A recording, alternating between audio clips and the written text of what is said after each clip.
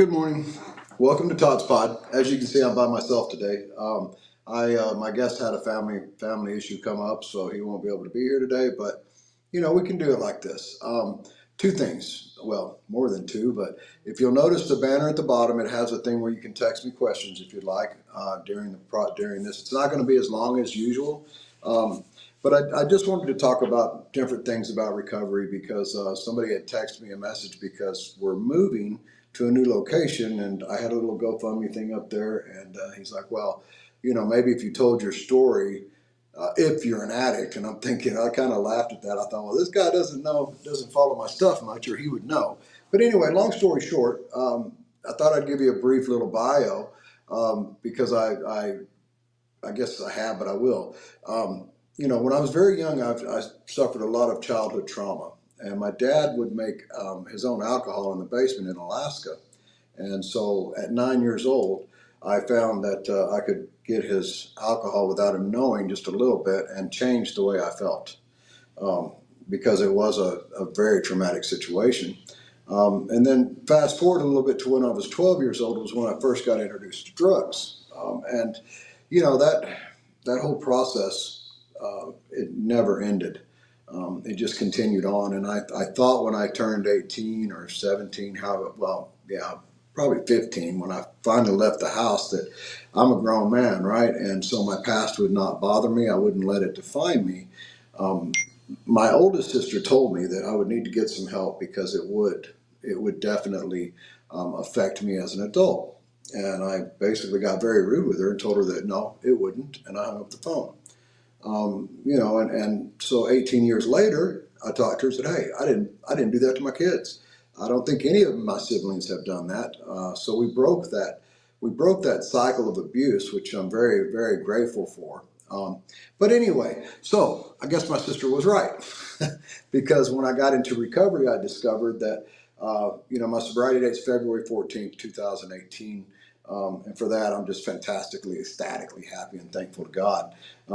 So when I got sober, I had a mental health evaluation, and I didn't think I had, common depression, anxiety. Those things go along with addiction pretty regular.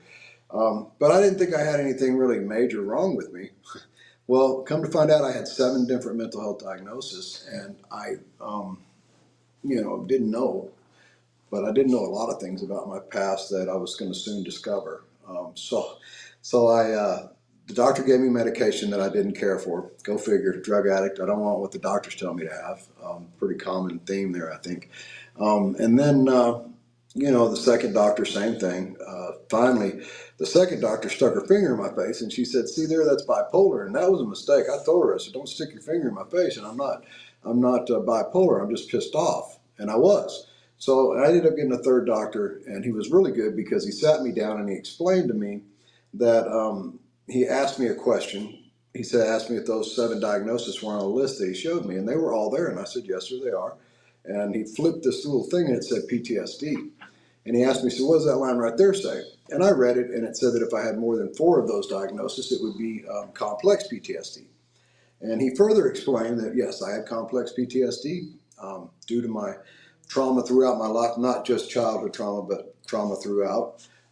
And so he explained that he could give me medication for all those 7 symptoms, but that if I didn't fix the PTSD or work on the PTSD, I would always be stuck in that cycle of medication and things. But he told me if I worked on my PTSD, that those symptoms might alleviate. And I can guarantee you today, 7 years later, that if I was evaluated, none of those things would apply to me. I worked 3.5 years very, very hard at working on the PTSD with several different client counselors and such.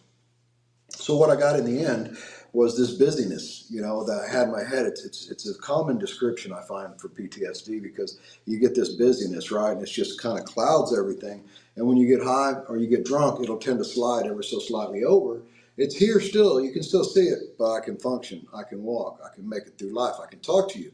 And essentially that's what I wanted. But through the counseling, these 7 monitors turned to 6, turned to 5, turned to 4, till poof, I have clarity. Now, clarity, I think, is the one thing that I was looking for in all of my chasing the drugs and the alcohol. It was just clarity, I think. Of course, now that I have the clarity, I think that's why I don't have, I don't Jones for the drugs. I don't want to go drink. I don't want to do anything that would mess up this clarity. I smoked marijuana my whole life, and I had somebody ask me that, I just got off probation not long ago, and they said, "Hey, when you get off probation, you're going to smoke weed?" And I'm like, "No, I don't think so." I said, "Come on, man, I know you just want to chill." And I'm like, "No, I don't think so." And I explained to him why. Because I don't want to mess up my clarity. So I have what I consider to be the ultimate high, ultimate drug for free, not having to do anything because it's all about clarity. Anyway, so fast forward a little bit. I never knew what recovery would give me. It gave me an unbelievable life. And I know that anybody suffering from anything can find recovery and have a better life. Will it look exactly like mine? No, but mine won't look like yours either. We all have our own paths to find, and our own journey is our own journey.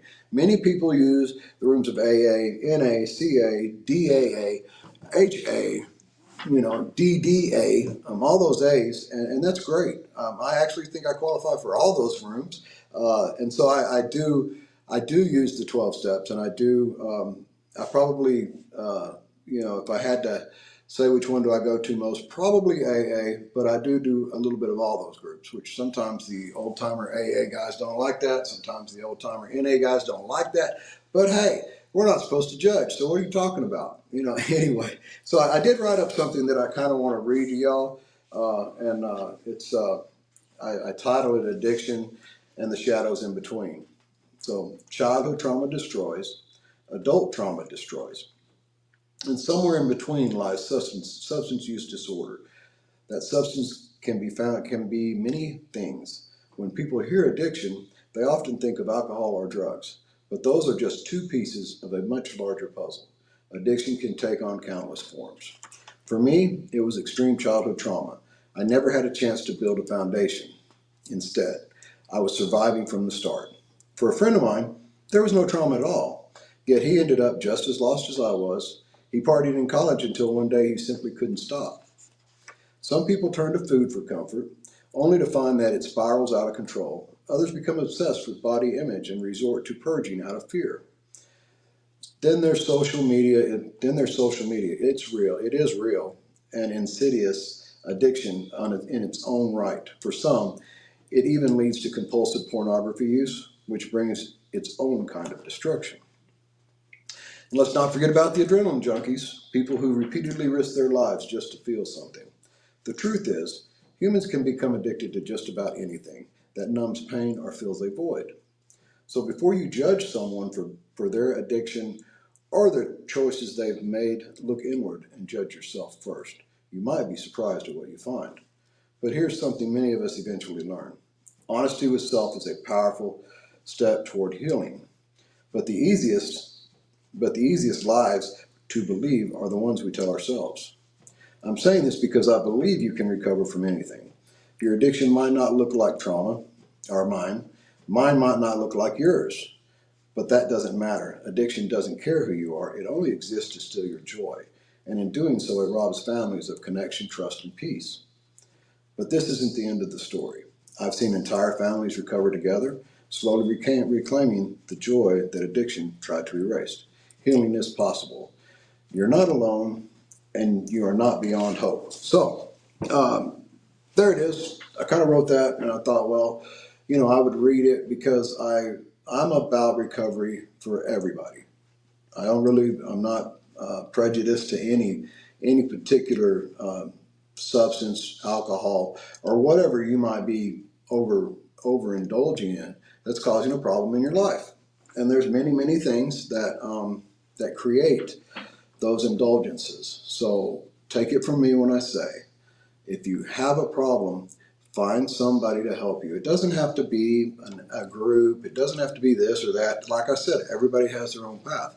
I've seen many people that just go the path of spirituality only, and they're sober today, living a great life. So it doesn't have to be what anybody tells you it has to be. If you get somebody that tells you what you have to do to stay sober, no, don't do that. Don't fall prey to that, because there are many things, and you have your own choices to make. People tell me that I can't do drugs or I can't ever drink again, and I'm like, don't tell me I can't do anything, because as an addict alcoholic, that's a challenge, and challenges are hard to put away. So I tell them very clearly, I can. At any given time, within 5 minutes of walking out any door, I can either find alcohol or I can find drugs if I choose to. So it's my own personal choice that I do not choose to use these substances or to drink alcohol. It's not that I can't, because we all know we all can. I mean, somebody tells you can't do something, well, you generally know that, yeah, you can. So don't fall in that trap either. Don't accept the challenge of I can't.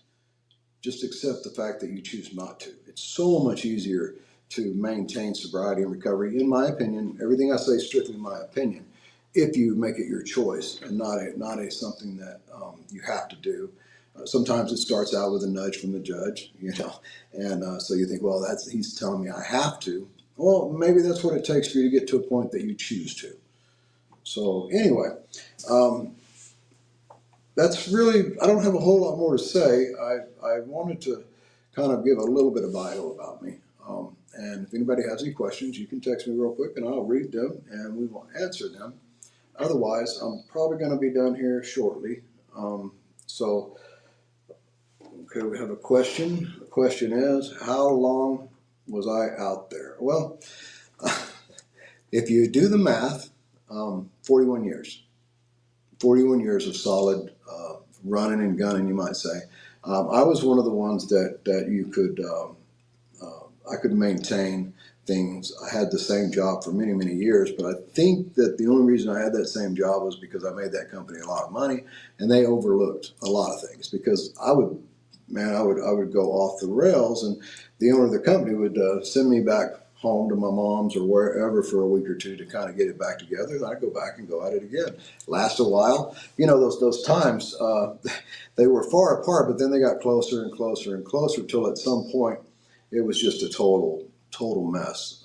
So that, that basically changed my life when I found that I couldn't stop. I'm the kind of addict that, so back in the day, when I started heavy drugs, it was crank. And I did crank for quite a while until it got out of control. Well, so family and friends insisted that I change my ways. So I did. I quit cranking one day. One day. So that proves I'm not an addict, but I had a great big handful of cocaine. So I never really quit. So I did the cocaine for a while till again it got out of control, and same thing. I had to change the way that I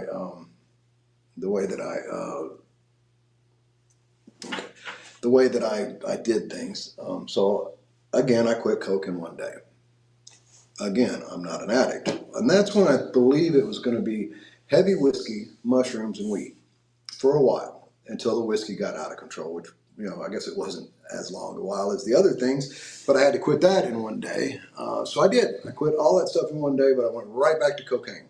So I'm not an alcoholic either. Look at that. I quit it in a day. And I was that asshole that walked around telling people, hey, man, if I can quit in one day, you can quit in one day while I'm high or drunk, whatever, or both, and I wasn't a very nice guy.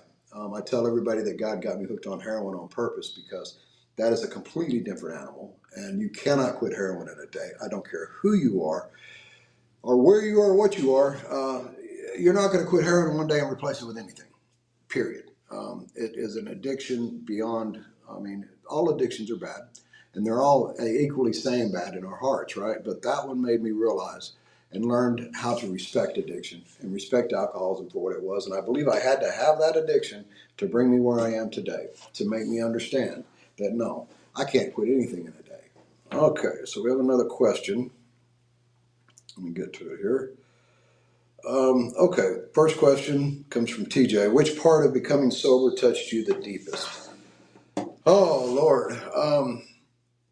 Honestly, the fact that there's an amends process that we do in AA, CA, NA. We all have our amends process, right? But I guess there's phases. There was a day in treatment that we were going to morning meditation, and somebody had a jam box, little boom box thing playing, and they were playing that song, "Play That Funky Music, White Boy." And I danced on the way to the chapel, and I just was happy and joyous. And somebody said something about halfway there, because most of us started dancing at that point, and I stopped dead in my tracks, and I was like, "Holy crap, I don't dance, and I damn sure ain't happy." But I was, and so that was a point that things kind of changed for me. Um, the next thing was my family wouldn't have a whole lot to do with me, and I remember the day that my two sons crossed these railroad tracks, and I saw an HEB bag in their hand, and I was so happy to see them, and they brought me cigarettes, which everybody knows, you want to, that's one thing that we need. Not anymore. I've quit smoking since then. But anyway, so that was a very, very happy day, and we had a really good momentary conversation because I couldn't really have visits at that point, but made me cry, made me cry, and I things moved forward, and by the end of the day, I went to a program called Pay It Forward after I got out of treatment, and that was a sober living community, and I stayed there until I knew it was time to go home.